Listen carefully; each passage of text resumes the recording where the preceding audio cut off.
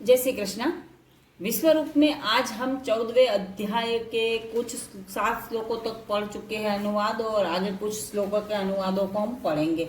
अगर आप प्रेयर पाना चाहते हो तो कमेंट में जय श्री कृष्ण और प्रेयर पाने वाले का नाम या फिर अपना नाम लिखकर जय श्री कृष्ण लिख दीजिए। चलिए शुरू करते हैं। श्री जय श्री कृष्ण।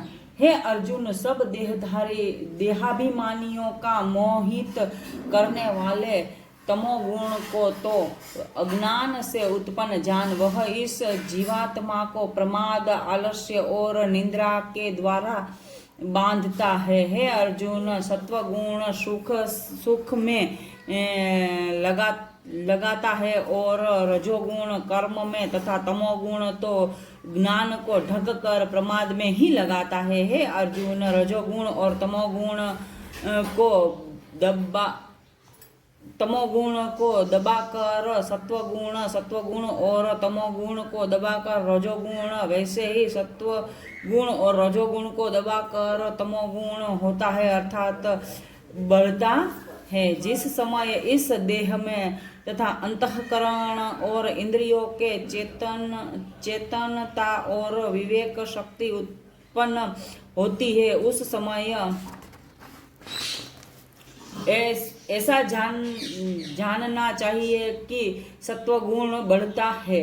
हे अर्जुन, रजोगुण के बढ़ने पर लोभ प्रवृत्ति, स्वार्थ बुद्धि से कर्मों का सकाम भाव से आरंभ, अशांति और विषय भोगों की लालसा, ये सब उत्पन्न होते हैं। हे अर्जुन, तमोगुण के बढ़ने पर अंतःकरण और इंद्रियों के अप्रकाश, कर्तव्य कर्मों के अप्रवृत्ति और प्रमाद अर्थात व्यर्थ चेष्टा और निंद्रादि अंतःकरण की मोहिनी वृत्तियां, ये सब ही उत्पन्न होती है।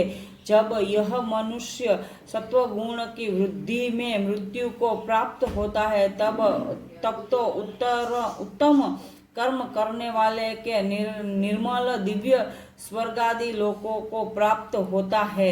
रजोगुण के बढ़ने पर मृत्यु को प्राप्त होकर कर्मों की आसक्ति वाले मनुष्यों में उत्पन्न होता है, तथा तमोगुण के बढ़ने पर मरा हुआ मनुष्य कीट, पशु आदि मूढ़ योनियों में उत्पन्न होते हैं। श्रेष्ठ कर्मों का तो सात्विक अर्थात सुख, ज्ञान और वैराग्य आदि निर्मल फल कहा है। राजस कर्म का फल दुख एवं तामस कर्म का फल अज्ञान कहा है। सत्वगुण से ज्ञान उत्पन्न होता है और रजोगुण से निसंदेह लोभ तथा तमोगुण से प्रमाद और मोह उत्पन्न होते हैं और अज्ञान भी होता है। सत्वगुण से स्थित पुरुष स्वर्ग आदि उच्च लोकों को जाता है। रजोगुण से स्थित राजस पुरुष मध्य में अर्थात मनुष्य लोक में ही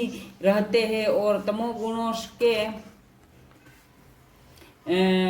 कार्य रूप निंद्रा, प्रमाद और आलस्य आदि स्थित तामस पुरुष अधोगति को अर्थात कीट, पशु आदि नीच योनियों को तथा नरकों को प्राप्त होता है।